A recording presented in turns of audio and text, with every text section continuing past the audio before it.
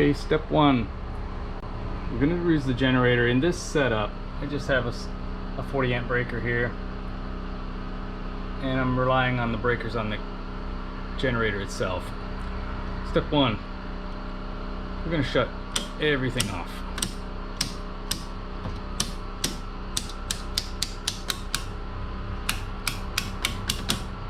Everything's off.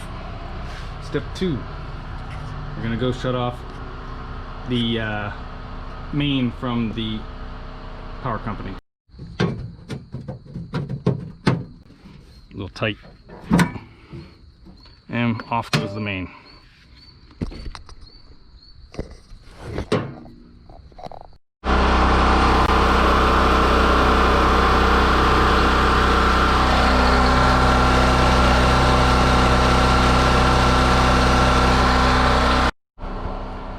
Next, we're going to turn on just what we need. So in this case, the refrigerator. Absolutely, I want my refrigerator on. Oops.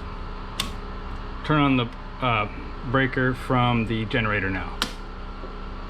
Okay, so now that's on. Fridge. I go inside and see if my refrigerator's on. Refrigerator's on. Okay, the refrigerator is running just fine. I also want my microwave, so I'm going to turn that on. Then I'm going to turn on my master bedroom.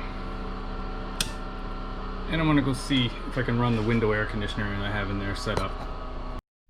Next, this window air conditioner will be installed in the window in the event of a hurricane. So we're going to turn on the fan. We got fan. No problem. Low fan. And next is high cool. This will make the generator grunt just a little bit. Sounds healthy.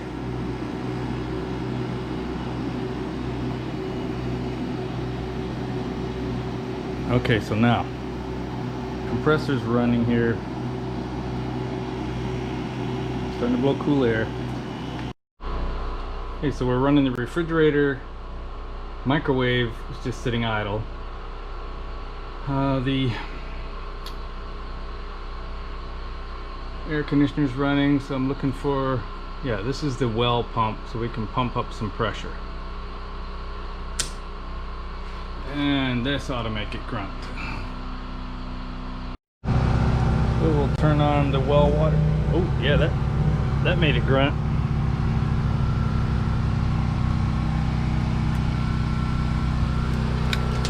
But it handled it. We're gonna run some water here. I want to hear that well pump start again.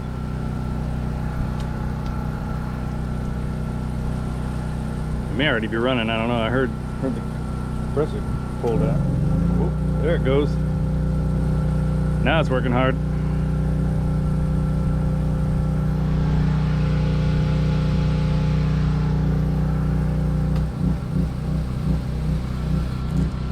Okay, it handled it, no problem. I don't know about no problems, but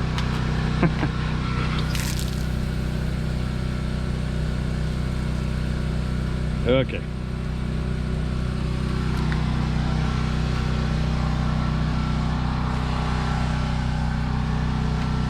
So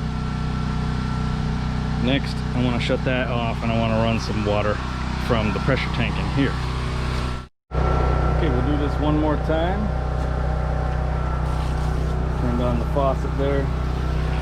Run this pump, or run the water I should say, until the pump inside the aerator tank engages. And we'll listen to the generator.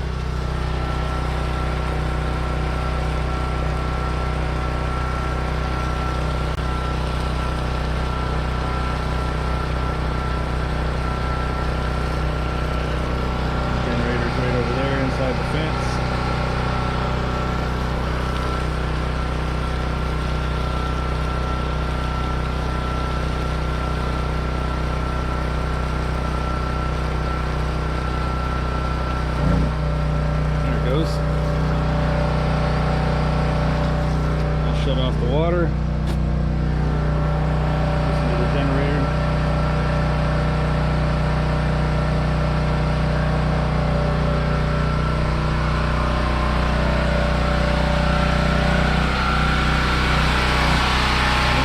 recuperated. Very good.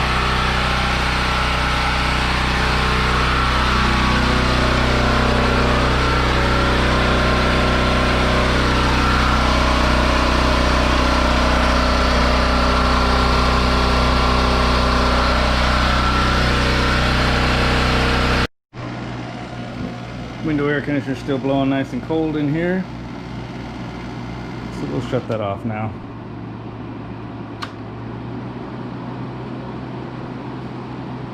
Yeah, worked out very well. No problems. So yeah, all the circuits that I care about run just fine. We're not going to run air conditioning or the water heater.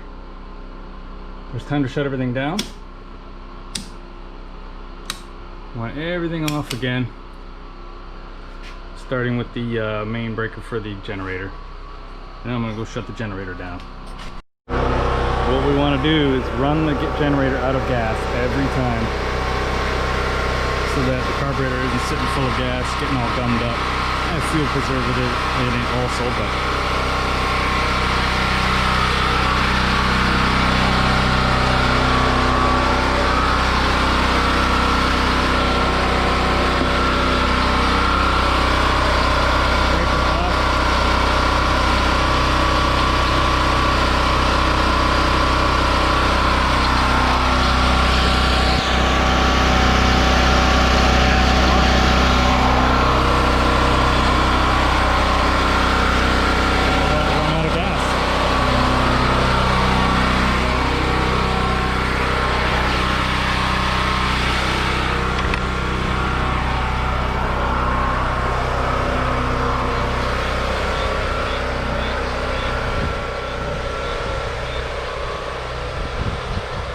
very interested in how quiet the fence helps make it. Starting to run out of gas already.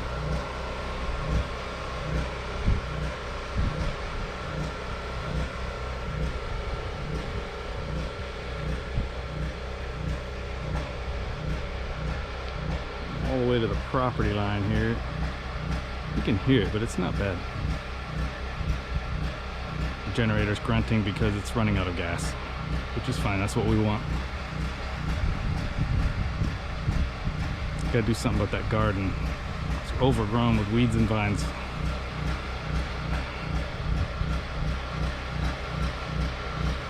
Papayas did well this year. Very sweet. Listen to that thing. There. It gave up.